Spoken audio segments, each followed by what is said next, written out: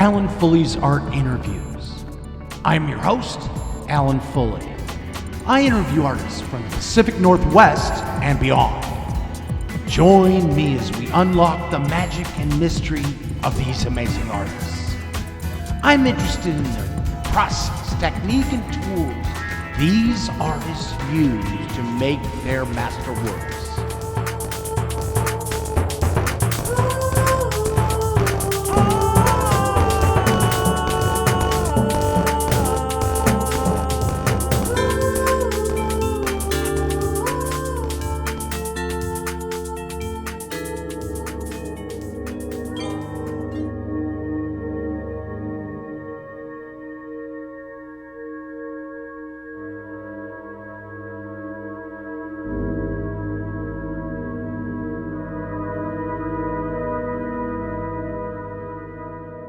Hi, welcome to my show at CoCA, Sense and Sensibility, the Spiritual Maximalism series. Come on in.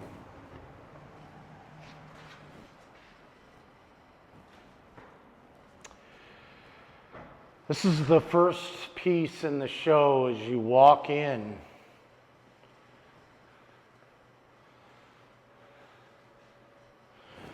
This body of work was a culmination of a year and a half of a journey that I didn't want or choose myself.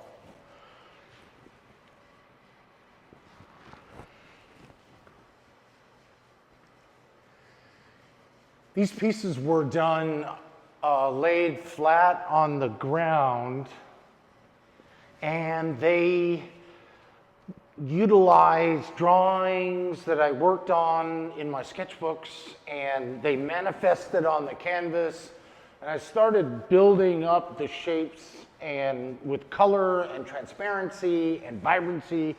And through the spring and summer, it got some traction. I really started moving, and I started out with 10 of them at first.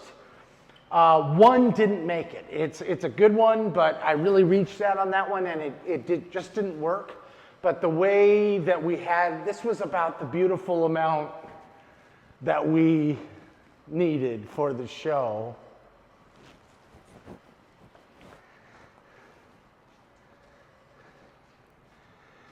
So the way it's hung is so innovative. You really are dressed with each one individually. And you have to experience each painting in a way that's direct and immediate. The zones were these geographical areas, almost like flying over a rural or urban landscape, and the articulation of space and the compaction of these mini worlds that are defined geometrically was how I was trying to express the competing narratives, the juxtaposition of ideas and patterns that we are all kind of locked into. And through this experience of almost dying, I felt like I could have the license to explore all the different intricacies of my work. And every point along the journey, these sort of are about the personal and also about the external and the universal and the influences that brought this work into being.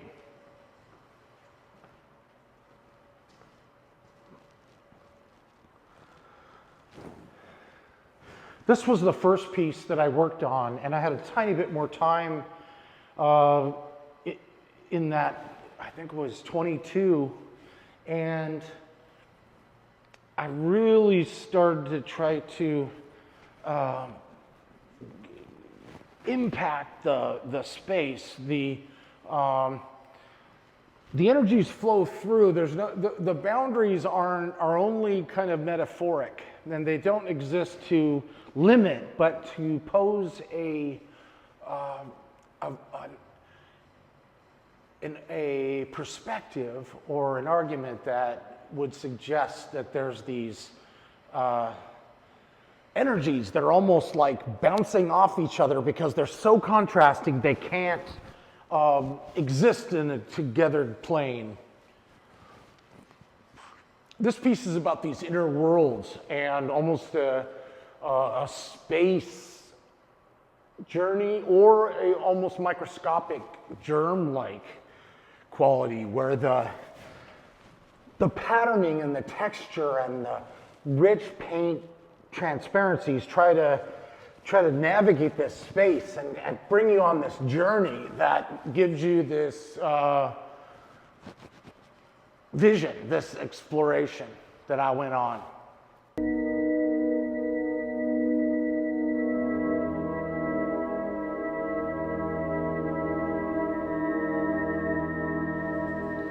Hey, Alan, welcome. Hey, Ray, how's it going? Good, good. Great show. Oh, it's fun. It's just amazing to see it up and hung this way. Like what? Well, it was a challenge. It was a challenge. You know, we brought these 9 paintings in, you and I, and we leaned them up against the wall. And I was thinking about how are we going to do this? How, you know, they're so big, and there are so many, and the gallery is so small that they just kind of were edge to edge to edge. And I just felt like you didn't get a sense of each painting individually. It was like Alan Fulle wallpaper. It was great, but the individual paintings didn't shine. And so I came up with this system of hanging the work from the superstructure above, back to form little viewing rooms for each painting, you know. And it's so great. I expanded the space of the gallery a little bit by moving the desks back and the retail back in order to give each little room as much space as possible. And I started with the most gridded piece.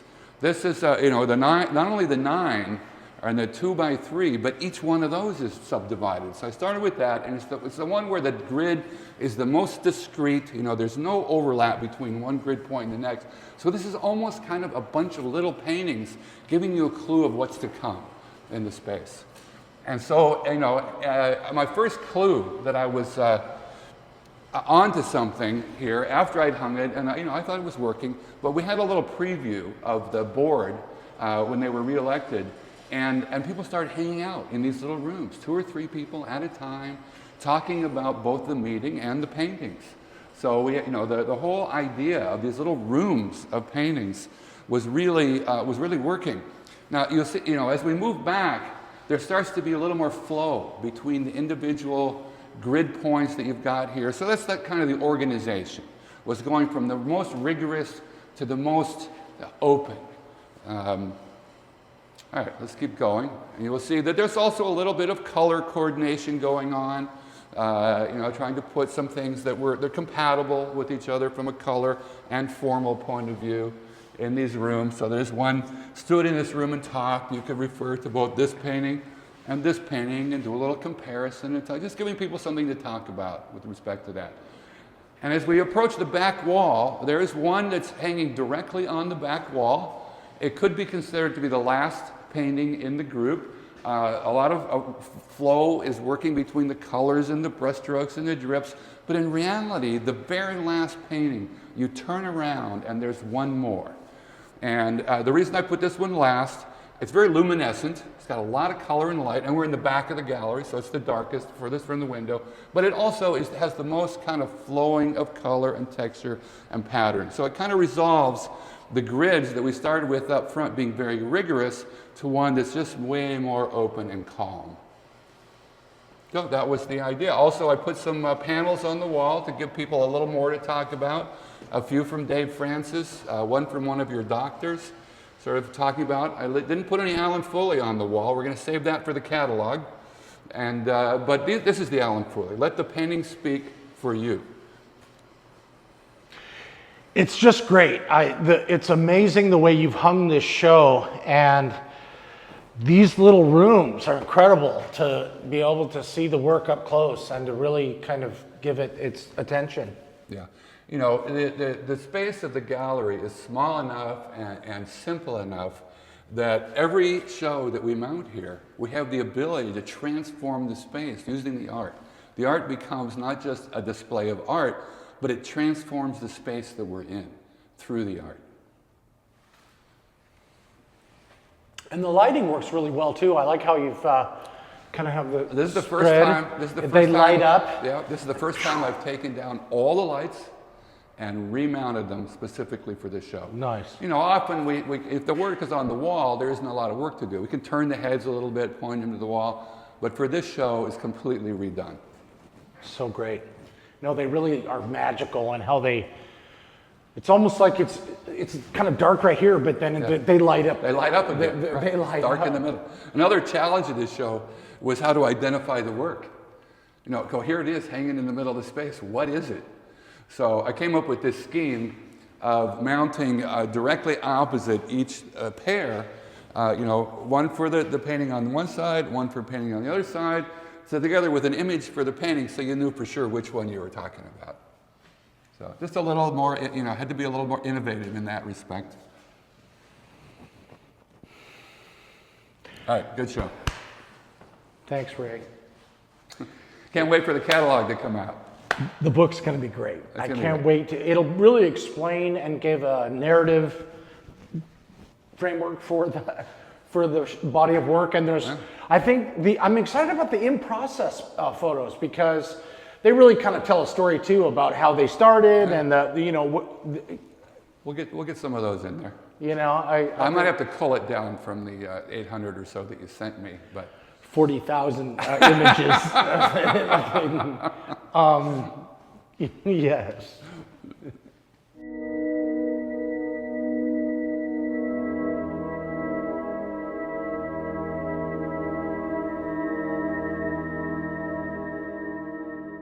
Hi, Alan. Hi, John. Good to see you. So I guess today we're at CoCA and we're talking about your work, these paintings, and there's a bunch of things we could talk about, but this is a solid experiment on your part in terms of the media. It's also a sense of how you're dealing with abstraction. And then I guess from some of Dave's writings, you're also talking about your experiences with health and survival. Does that make sense? It does. Yeah, this work more than any other was had a kind of a story to it, and that was my health journey. Can you tell that story just briefly? Yeah, I came down with a disease, myasthenia gravis, and I realized I had cancer. And it really washed over me with a sense of kind of an imperative desire to make this large body of work. I thought I was going to die, so I thought I was just going to really do something bold and really kind of talk about tie together all the styles and the transparencies and the structure and the reference to my drawings and the intersection of the media and all the complex energies that we have going, that we are bombarded with in our modern lives. I just thought all this stuff was kind of coming at me, and I wanted to define these picture planes in 6 zones and have these compressed little mini worlds within each zone, because that's what I felt like I was looking at. There would be a whole group of constructions or paradigms within a little zone. Well, let's talk about that briefly. I hesitate to call these abstractions because they seem to be very emotive. They seem to be much more about attempts at showing a feeling. And there is also a sense of I wouldn't call them representational, but it feels like there are little places in your head maybe. Before we get into that, by the way, how are you feeling? I'm pretty good. I just have managed the disease, and they took the cancerous organ out of my body, and so I've gotten a lot better since they took it out. I'm glad to hear that. So just to start, what is your process here, basically? Well, like I said, I was referencing these drawings where I have a lot of marks and shapes that are filling up the picture plane, and the overall composition was these 6 zones. So I would try to articulate different kinds of shapes within each zone. And so I drew out on the canvases, I drew out the shapes and the composition first, and then I laid down a series of colored acrylic washes and kind of built up the mood. And then when I got to a place where it almost obliterated the line structure behind it, then I started painting them in with oil and my poly blends.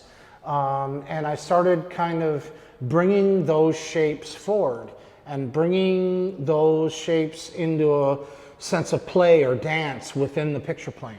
So you have this interaction as far as the pigment goes of acrylics and oils and this urethane mix, correct? Correct. Is that that's why when I came in, I mean the urethane, you're not working in epoxy as you have for years, but there is still a sense of that there's no actual gloss, but there is a sense of a layer there that's covering the whole thing that feels, again, I mean, it's like a varnish, and you can feel that. It creates a distance in a way as you look at the pieces. I noticed some of Dave Francis's comments on the walls and talking about your titling based on Stoic aphorisms. Can you talk about that a little bit? Yeah, I think it made sense to me trying to, as you kind of crawl out of this dark, deep place of near-death type experience, I thought there was a certain self-responsibility and a certain kind of the idea that we could make our lives better, or we could have less self-delusion, or we could have just be proactive about making this life that's so precious and so fleeting quality, something that really makes sense. And so some of these statements that these folks made 2,000 years ago really kind of rang true to me, and it made me think like, well, you really should approach each day as your last. You really should be pretty involved in how this life goes, because at a moment's notice it could change.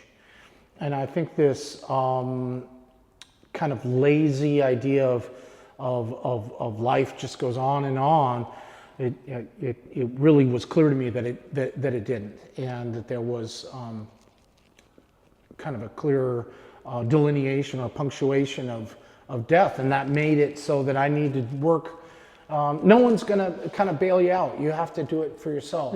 And so are you trying to delineate that in these paintings?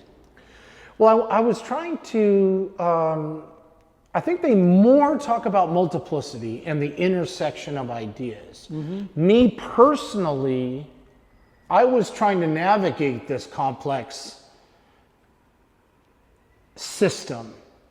And so I needed a kind of philosophy to kind of work through this very tough,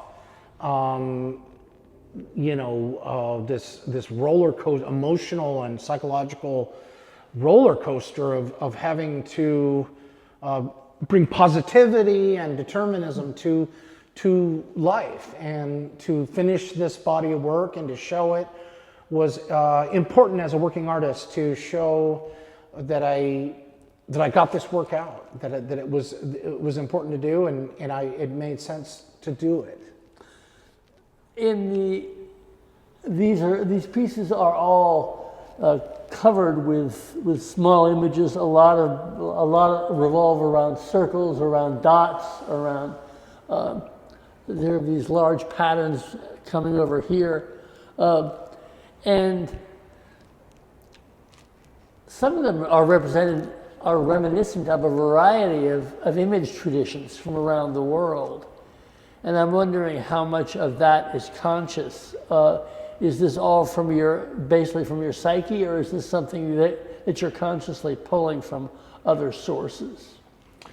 Well, I think that's a good question. I mean, I was really influenced by Northwest Coast art, MarK tribe, for example. My father was a lawyer, worked for the MarK tribe, and had a lot of that art and iconography around. And so I was influenced by the graphic nature and the spherical shapes. And so there's references to that. I think my study of Buddhism and Eastern and Indian traditions influenced the work. I think there's definitely a maximalist sensibility. So there's a compression. The picture plane is active and alive with dynamic energies. So that I feel like that's a kind of it's mindful of minimalism, but I think it's very different than that idea. Yeah, I wouldn't call these minimalists in any sense. No. And again, I have a hard time even seeing them as abstractions, just because they seem like dream images or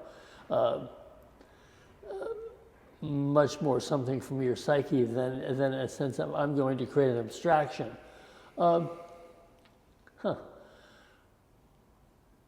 Do you feel that your mix of the acrylic, the oil, and the urethane is an attempt to push toward that effect, that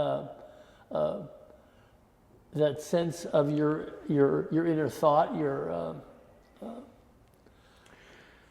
Well, I do feel like, I guess what it makes me think of is sort of dream landscape and sort of diagramming this inner psyche. I think the layers give me that mood and get me that, particularly the panels on the back where you're kind of almost swimming into almost like a watery, underwater kind of thing. And my work has always been about transparency and depth and kind of trying to get a surface that is rich and murky and deep. It also pulls forward and is modern. Right. Well, that's the one that the future is in the present tense. Yeah.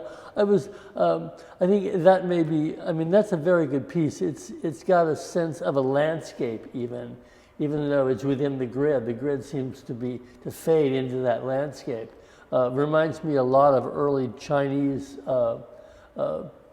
landscape pieces where there's a huge sense of scale in a small piece, and a sense of place that is deep.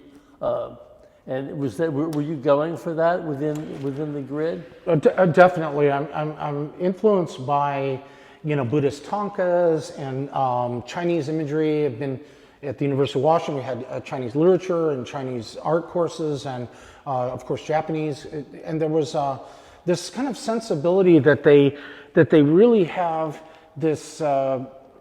I've always said a theater of events, and it kind of they plot out the picture plane, and there's activities going on, and there's dominance and subordinates, and there's activities, and there's figures doing this over here, and things going over here, and nature here, and I really like that garden look of having the picture plane. It really gives you a bird's eye view of all what's going on. And that's where you were going with that piece. Yeah, no, I can see that. But all again within the sense that it's a dream, or there's a haze in front of it, a bit of a mist. It's not like it's spelled out. Are you going to go on from these? I mean, in this vein, or? Well, the experience itself was so dramatic and traumatic for me that I really have not really the subsequent series that I'm working on is much more architectural and more clean and more slick. So the swimming around in this very emotive, emotional experience was hard. It was just a lot, and I can see some folks they're really overwhelmed, and they pick up on a lot of the turmoil or a lot of the drama in these works, and so they're not easy to just. They were very site specific in the sense that you had to be there and be in that mode of the battling the cancer and getting through it and navigating your feelings around that. So not really, I don't really, I'm proud of this work, and I worked hard on this work, and I think it's successful in many ways because it's bold and powerful and deliberate, but it wasn't an easy experience to have. So would you want to leave your physical structure or physical struggles behind your? I would, yeah. I'd rather do better, And it was. I think it had to be done, and I had to go through that tunnel. But I'm sure glad that it's over, and I hope I don't return to this experience anytime soon. Or the visuals. I mean. Do you find yourself dreaming in these images at all, or? I think I always dream in these images. Yeah. I'm bouncing off of this squishy, emotional, curvilinear, abex kind of feeling to a harder architectural experience that we find ourselves in. Order versus chaos. Where did you? The sense of the grid, where does that come from for you? Because I know a lot of painters in this part of the world tend to like playing with grids. Or maybe it's universal, but I see it a lot. I see it in a lot of work in Seattle over time. It seems like a structure that people can rely on. Yeah, I mean, when I was doing my dot, some people know me as a dot painter, and I was gridding off the canvas and putting a dot in the area, and that seemed to the structure kind of gives an organization, a clear idea of the picture plane, and because we have this rectilinear, a rectangle has these hard edge sides. Yeah. And we put them in these architectural spaces. Graphing it off seems to have a kind of engineering quality that is pleasing. And I think I've always going from a very loose abstract field where that's brushwork or flowing or something like that to something that is bouncing off of those edges, and I think that was kind of why I was not allowing in some of them they have this boundary, more clear boundary. They have boundaries and they have edges, and it is one piece, but there's something to bounce off of. I think the story that I was trying to tell was that there seems to be, it's the boundaries of things that you really get a sense of what's inside.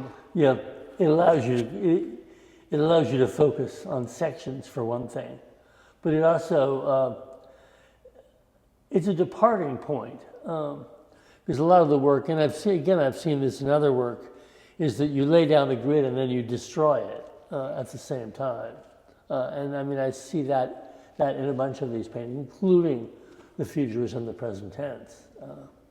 Less so here, but still there's a sense that the grid is there only temporarily as you look at the piece. So,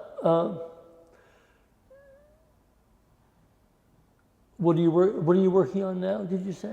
I'm working on these vertical architectural pieces that are more hard edge, that deal with color And they do still deal with the color and shape and transparency, but they're a little bit less amorphous, and they're returning to a geometry that's a little harder edged. Harder edged and less engaged in your own personal struggles? I would say so, yeah. Yeah, okay. Well, do you think we've talked long enough, or would you like to continue? It's up to you, John.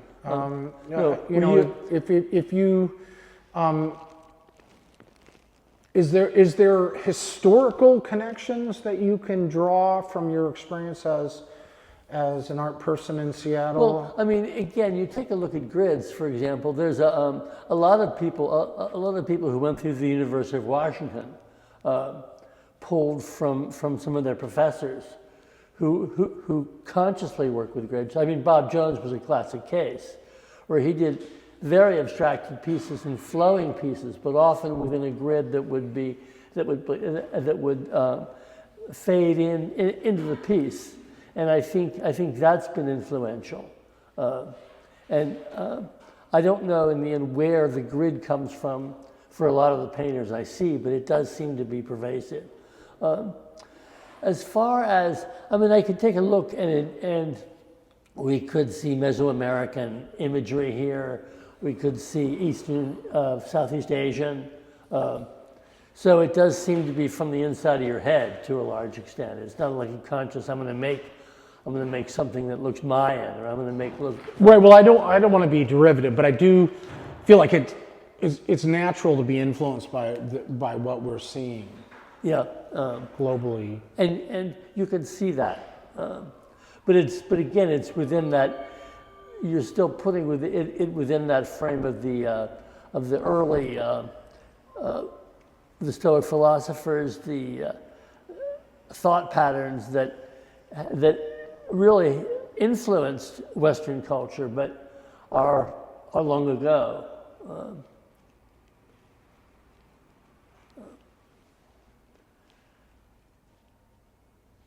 So maybe this is a stopping spot.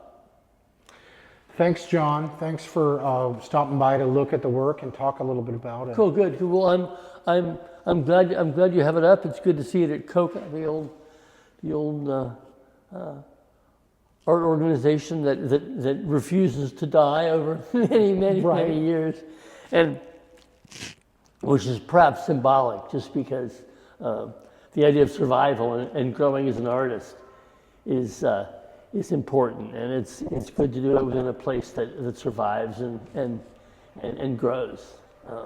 Okay, well, good.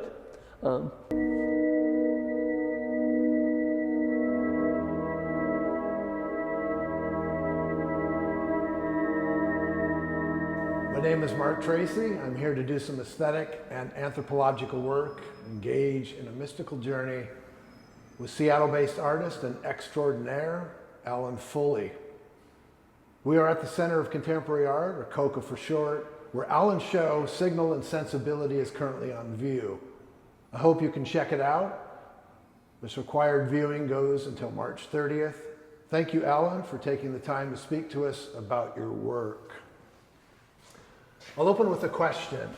Viewers and art patrons have a few basic choices. We can either join in with their work, or we can pass.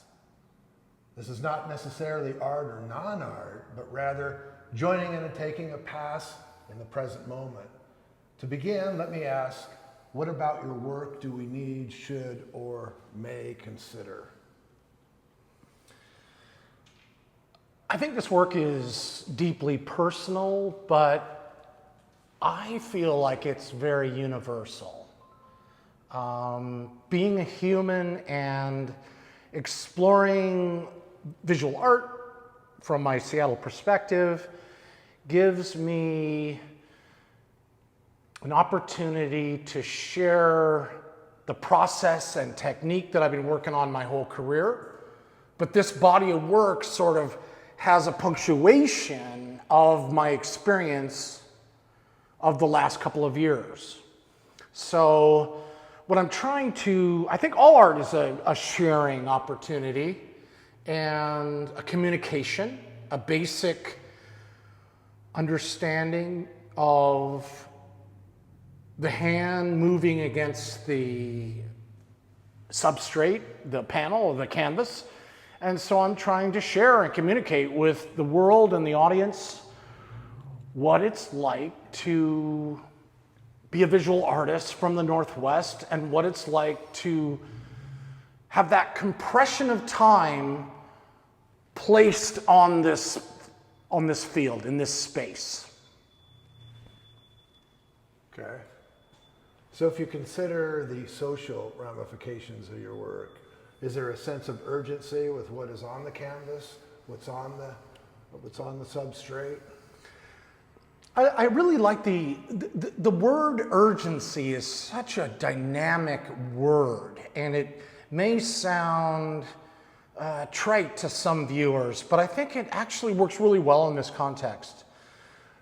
Because when you have the knowledge or the feeling that you might die, you get a sense that there is an urgency, there is an immediacy, and that being able to paint today, you may not be able to paint tomorrow. And if I was to exit this realm, I probably wouldn't have the tools to be able to make paintings. And I think it's the one thing that that I put my time into is to try to be a visual artist in Seattle, or that I've been a visual artist in Seattle.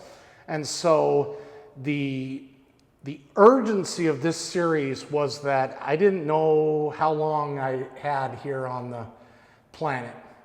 And so I wanted to get out this bold, dynamic work that expressed all the compression of ideas and the intersection of the dynamic politics, religious, all kinds of input that we find ourselves kind of overwhelmed with, that I found myself trying to navigate. And so it was important these were the concepts that I was trying to play with and explore. Okay. What if we go around this work and see some of the other work and lead me through something here as if I don't even know what I'm doing? You know, why am I here? Let's just say this painting right here has grabbed my attention, and then I come in and I don't have enough information by looking. You know, I'm not educated about art, but there's something compelling about what I see. What can you say that brings me in?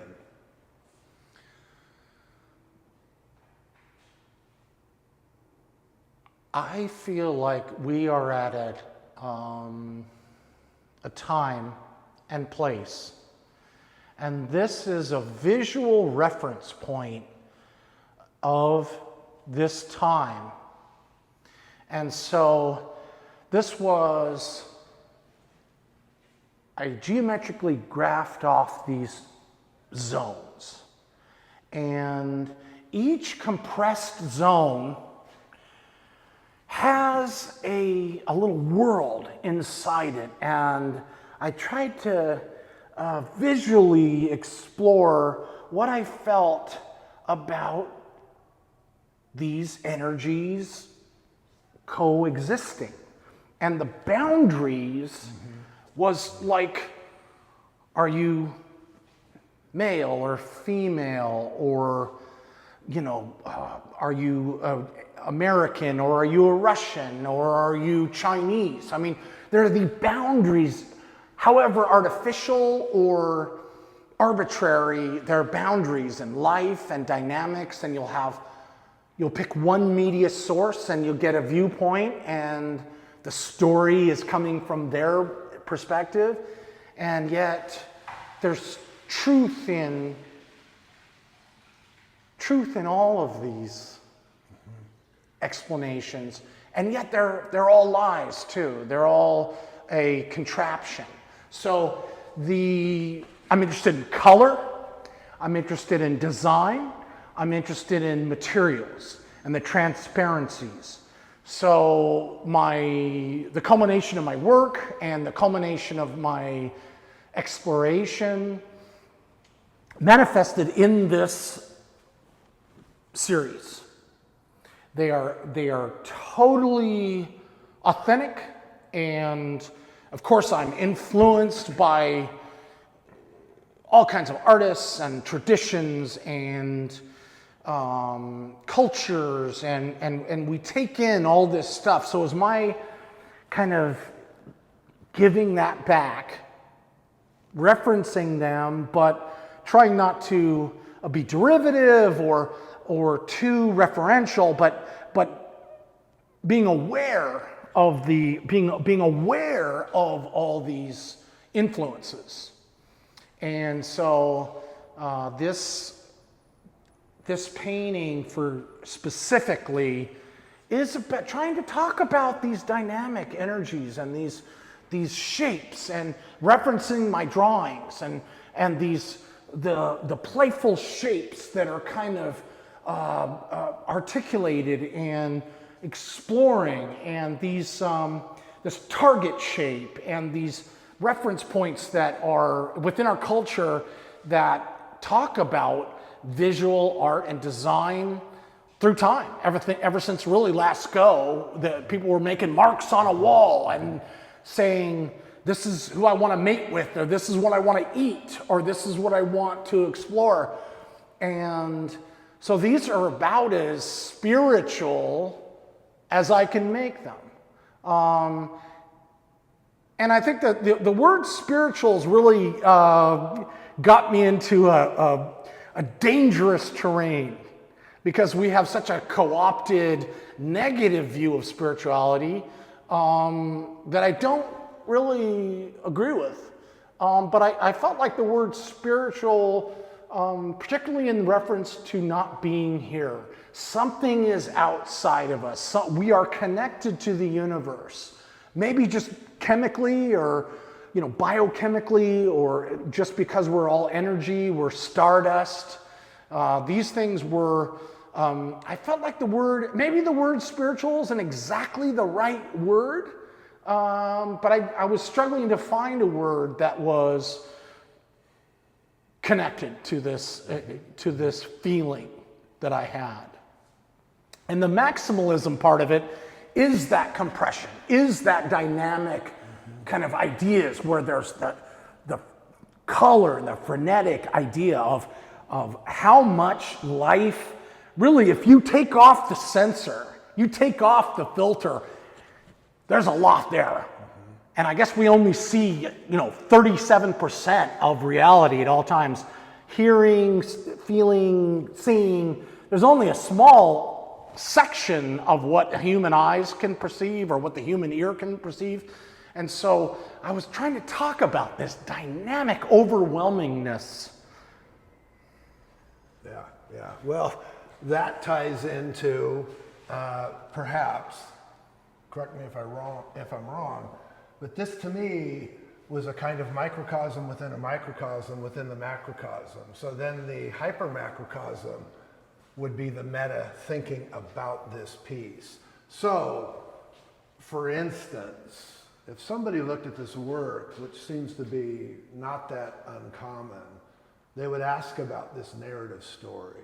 Now, if there was a narrative story, which you've kind of alluded to, there's a lot of different things going on here. One of the things you said, target. This is very, for me, cosmological. What about target? Let's just say somebody, this is what they're looking at, and then they kind of, their eye goes around. But what if they look at that first? What's going on? Well, I think there is a focus point and a kind of a visual structure. And so the overall structure has almost a architectural and the division has lines and structure and division, but there is like a central entry point. And so if a target is, there's these circles that are kind of bringing the eye in and giving you a beginning point, an entry to all the dynamic worlds that we find ourselves, that I found myself exploring, the hard edge and the soft, and being able to, I want the viewer to be able to climb into the picture. Absolutely, yeah. Climb in and kind of play. So, can I cut in? Please do. Let's go and really dig in now. So if the viewer is climbing in, this is climbing in for me. What can you say about this piece? This one, I think, is the most structured of all of the pieces. So I really appreciate that you thought this was the best. Yeah. Because that was what was hardest for most people. Really? Most people thought this was the worst. Really? Yeah, because that structure was so strong. And they were, are they different pieces? Are they put together, you know, is the construction, I'm like, Yeah, I'm getting it. they were, because it's so graphic, it was a little overwhelming for them. And I thought that really has, you know, the symmetry and the composition really spoke to me. I really was trying to get, you know, there's this kind of distant view and then the close view, the macro and the micro, Yeah. right? And Well, for me, convex, concave. See, I'm getting that with this angularity in the corners, right? And then the center that's not a center, because these are centers to me. So the tension, you know, Jung might say the tension of the opposites, but the tension there is really compelling. The center that's not a center, yet somebody could see a cross, right? Or imply a cross. Not that a cross was necessarily intended, but so there is like maybe some symbolism here. Is there? Is there any? No. yes, I think there is. There I mean, is, I don't know if we can extricate our consciousness away from symbol. Right, yeah. So I don't know if it's possible. I try, but I don't know if we can get out of the orbit of symbol, because we're immersed in symbols. Hence art. Hence art, right? Yeah, we're in the middle. We're in liminal space. So it's kind of a magical space. This is magical here, right? Because a little bit displacement.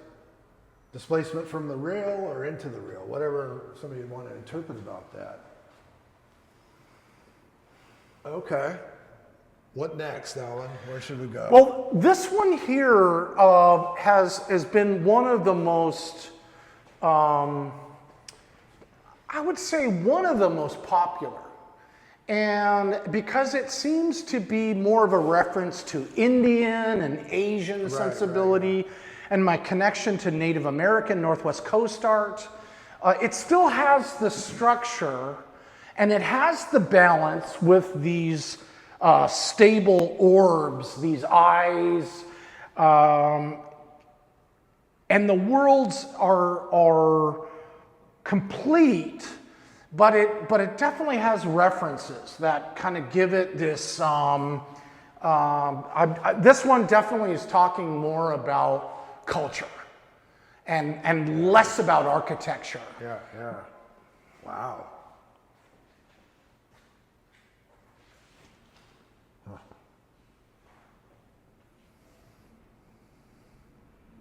Do you see what I'm talking about there? Well, I'm starting to see. It takes. Yeah, it takes a little time. It takes. This one takes time for me. I like being able to share this way because sometimes, I mean, I want art to be, you can evaluate it in pretty much of a face value. You see it, you can enjoy it, you can, you know, you don't need a manual to enjoy it. But sometimes things are, I build in a complexity and a richness. So I definitely think that, you know, I do want to try to explain and try to give you a helping hand to see the image. Question that comes to mind, different generations. Have you noticed anything in this show here at CoCA where, cross-generationally, somebody in their 20s, maybe even younger, maybe the geriatric community, who resonates with what? Is there any stereotypical, behavior you've been able to map? Or That's a great question. I don't know if I have an answer to it. I think I want it to be human. I don't know if it's, the 20-somethings or the 60-somethings. I don't know, which one it might resonate. I think, being my age, 59 at this stage, I'm influenced by New York and Chicago and LA and Paris. That what was important to me in those times, in the 80s and the 90s and the 2000s. So the art that was important to me then, I think, was very influential and impactful in my experience. So I think it's got to be, there's something coming through that. But I definitely want it to be human. I would think that any age group would be able to enjoy and get some happiness, because these are, even though it was terrifically horrible event that I went through, and it was a dynamic that I really wouldn't want to share, but it allowed me to give this reference point. It allowed me to be authentic to that experience. So I think the work is about life. The work is about bold colors and being alive. This isn't black or gray, empty field. This is not conceptual in that way. It's definitely about a lush garden of expression. It's definitely about. So can we contrast with that for a minute? Yes. Let's go over here. You mentioned New York, you mentioned Paris, you mentioned your influence. If we suspend this lush, gorgeous, let me just look here. This one to me, might have something to say with those influences. Does it, in your estimation?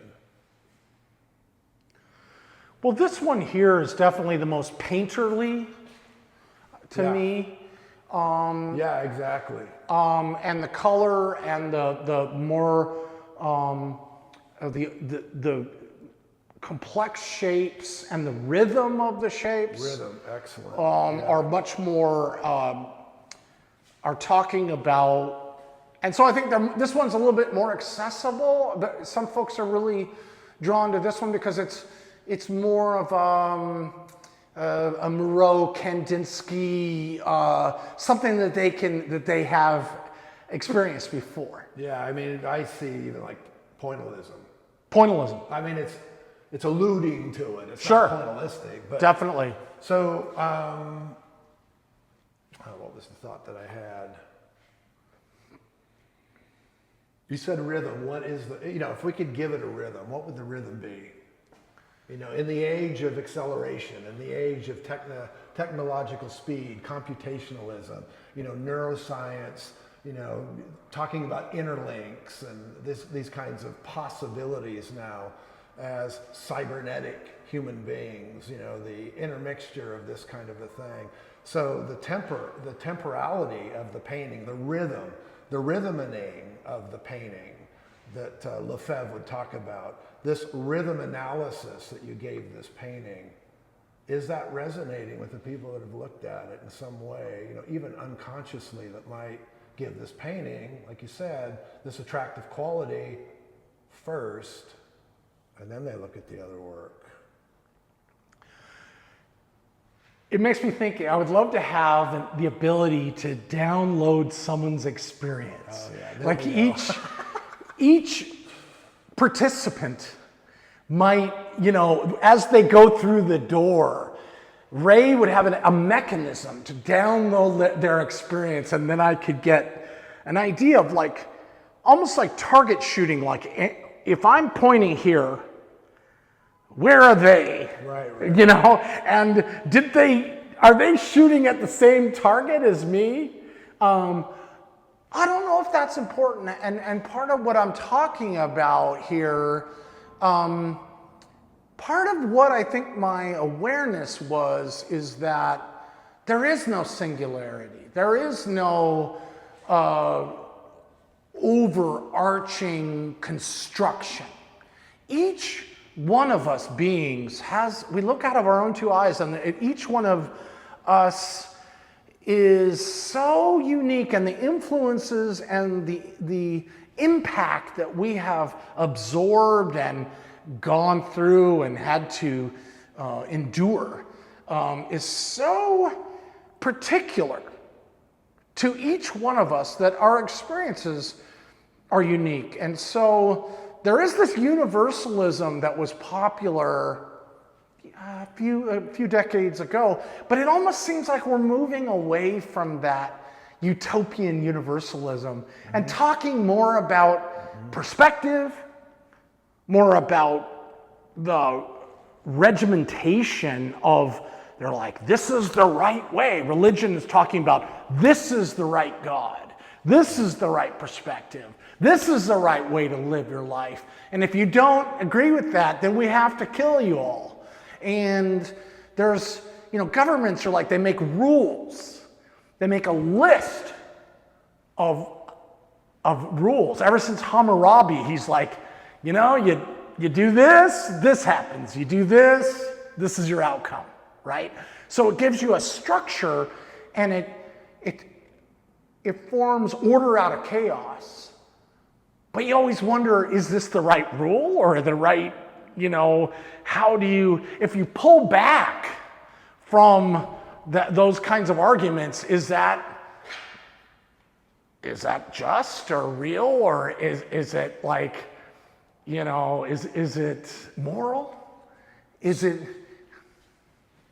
Which painting represents what you're talking about? This impasse of, order and structure coming down from on high, right, of some sort. The social constructionism, and us as individuals hopefully trying to ascend or acquiesce to that structure, yet it might violate what's inside of us as another structure, right, a microstructure or some other plurality of meanings out of the work that's here. Well, if we look at this one is almost about that macro-micro in a more specificity than others. See, if I was going to go narrative on you, which I don't really want to, I'd go eyes, opticality, vision. Opticality. In the age of surveillance, right? There's almost an in the age of surveillance, but we have technological surveillance. But what about cosmological surveillance? This is kind of cosmological. So if we're following the argument that we're talking about, these might be cells, okay? Yeah. And they might be virus cells, right? And this one thinks it's the dominant virus. This one has its argument. And they might come here and eat another one. And then it becomes part of that structure, right? So these worlds are talking about and they are kind of worlds, almost like planets, almost like cells, in that there's a border or a shape that defines, this is Mars, this is Pluto, this is, Saturn. And each one of those planets, one might be methane, one might be, iron. And so this kind of idea of having these shapes and these eyes, or these kinds of kind of unique little experiences. Which one is right? Which one is just? Or is there no right? There's no just. There's just, they are. And life competes with other creatures to kind of get a step up onto this rock. And, it gives you an idea of hierarchy and the subtraction of the whole, and yet there is a beauty. There's, is the lion that kills the gazelle, is it evil because it's doing its thing of eating and culling the herd? It just is. It doesn't have this sense that there is a good or bad. It just needs to eat, and it eats. So I think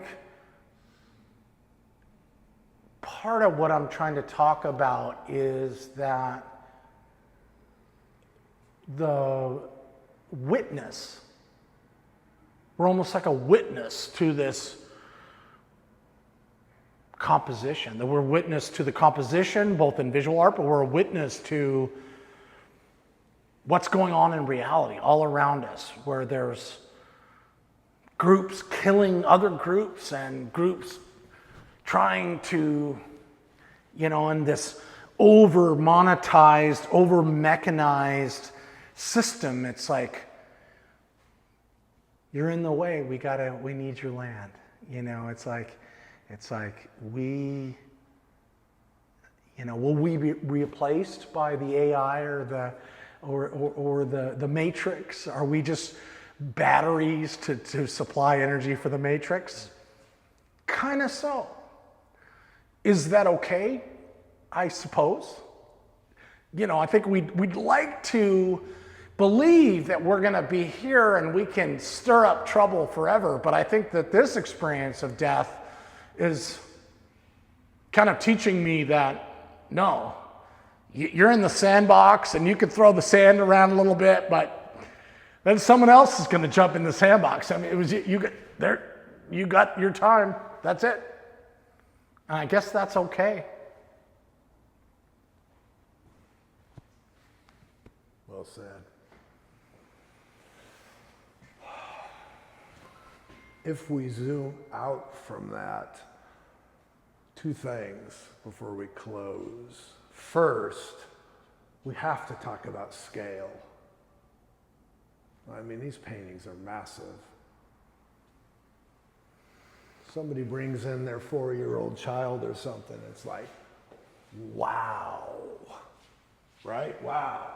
Like over here, we have a couple wows, they're both quite different.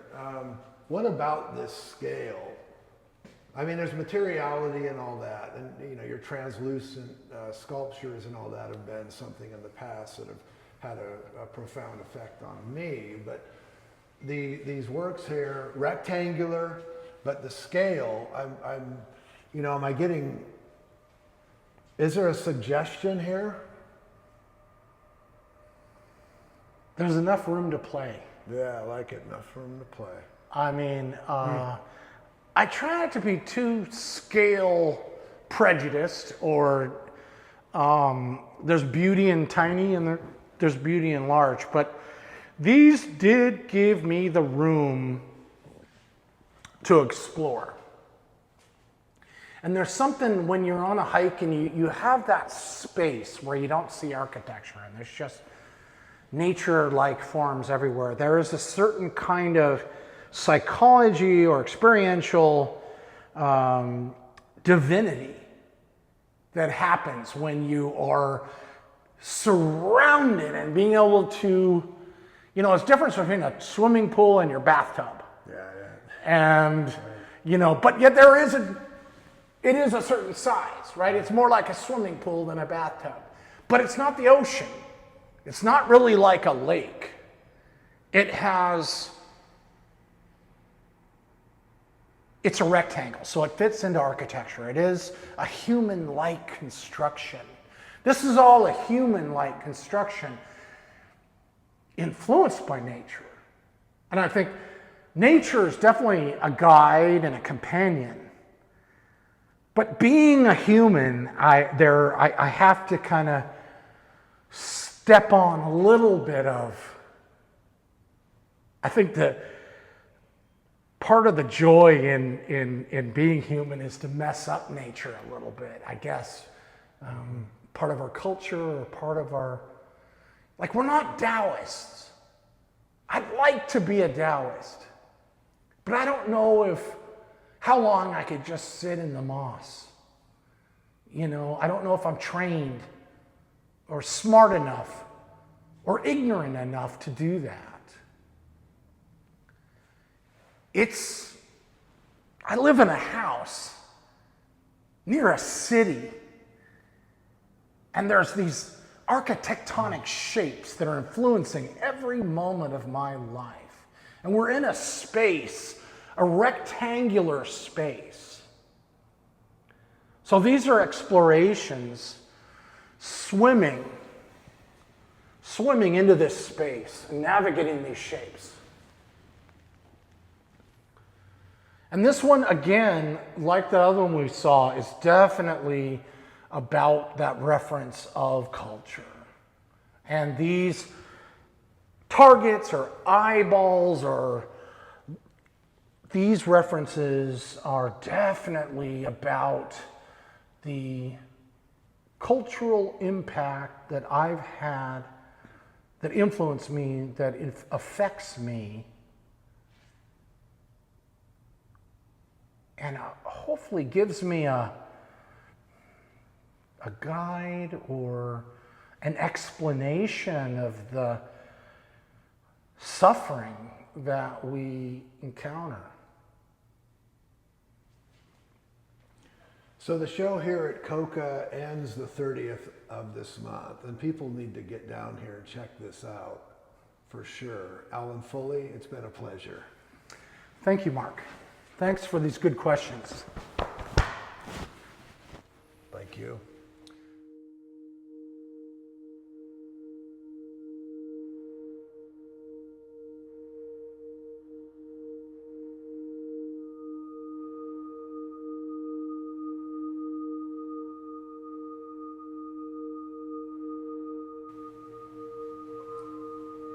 My name is MarK Tracy.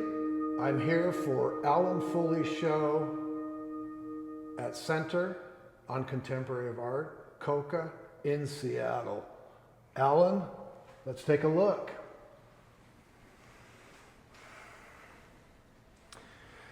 It was great to have you here, MarK, and I appreciate your viewpoint so much, and trying to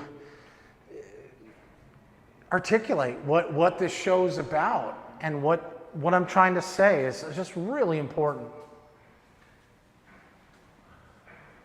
Which painting is alive for you today that we could start with? Well, they all have some aliveness.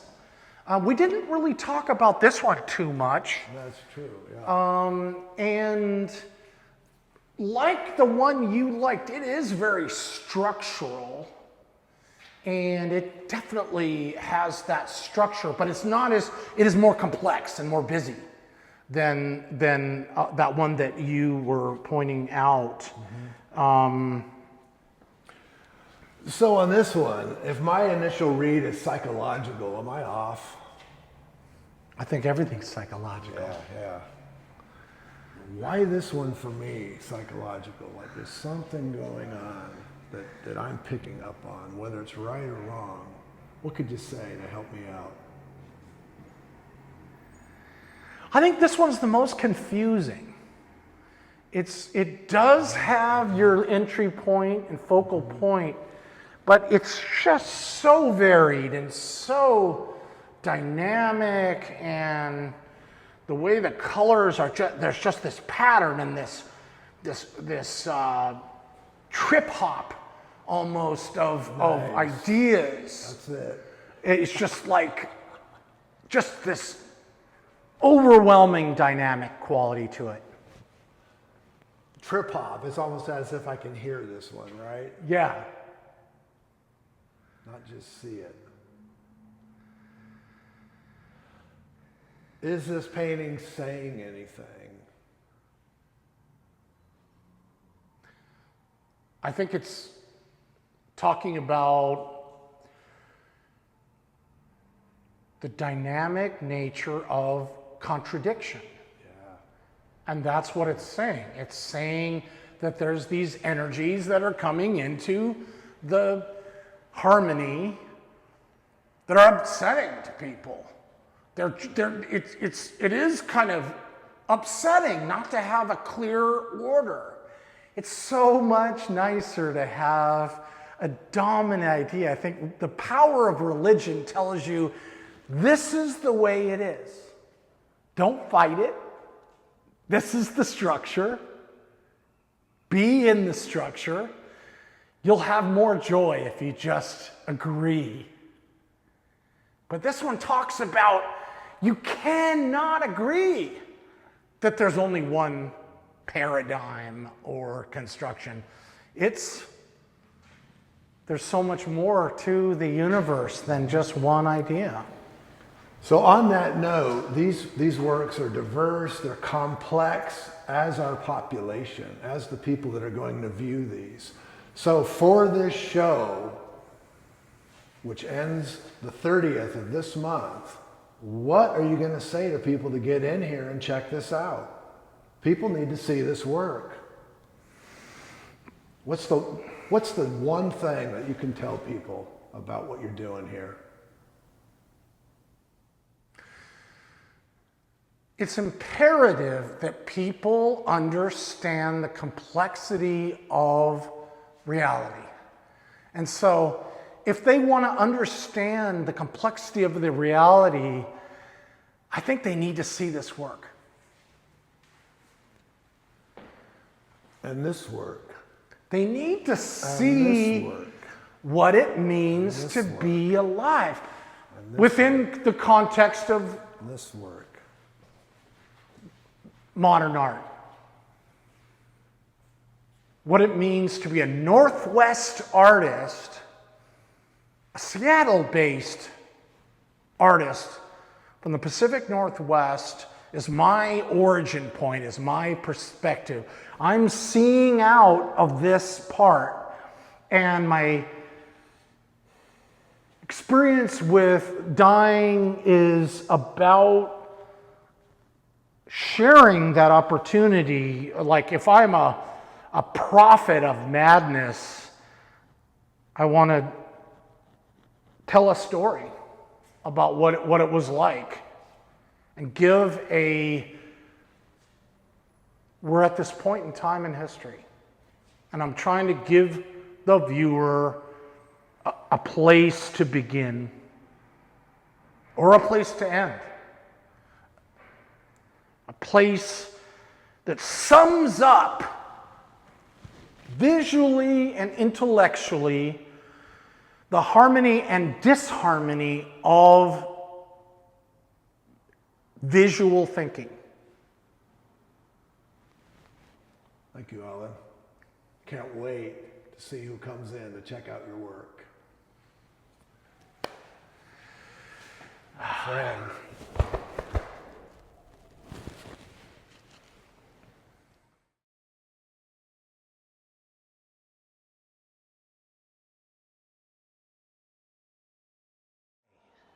We got a book for my show at CoCA, Signal and Sensibility.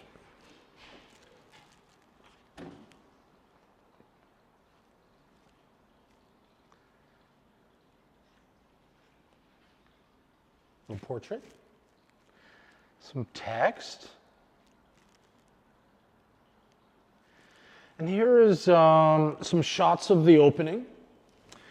It was really fun to have folks come down and see the work, and the way that Ray arranged the show and hung the show was just super innovative. People really had to work around the paintings.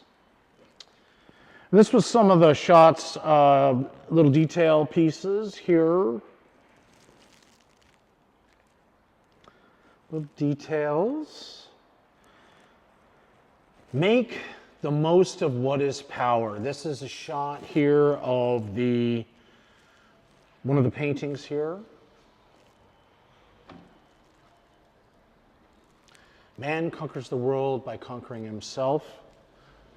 The first piece you see as you get into the show. Blushing is the color of virtue.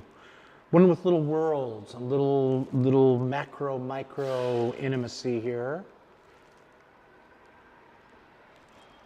Men are disturbed not by things, but by the view they take of them.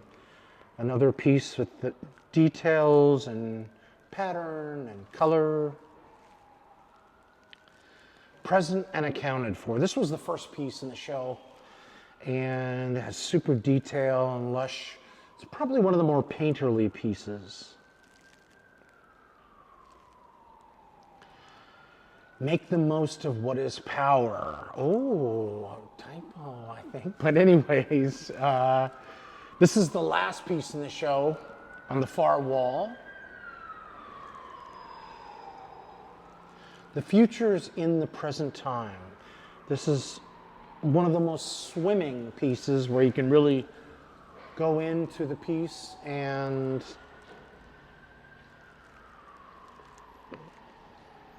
this is where I have the doctors weigh in.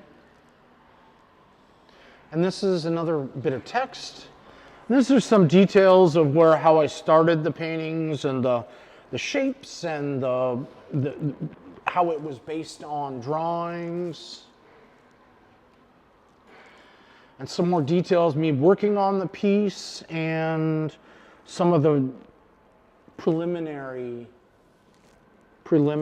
shots.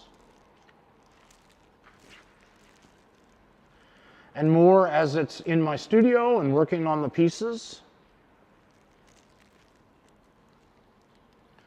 This is a piece where I'm working on that first piece. And here's some pieces where I had them all laid out to show people.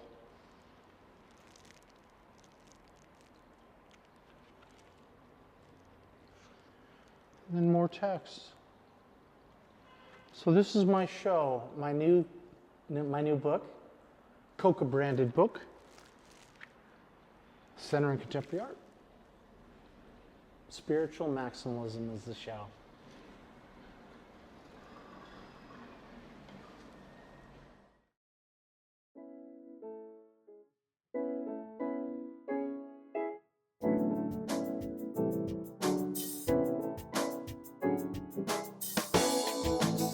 Thanks for watching Alan Fulle's Art Interviews. I hope you learned as much as I did about visual art from the Pacific Northwest and beyond. Please like and subscribe. Stay tuned for more exciting episodes coming soon.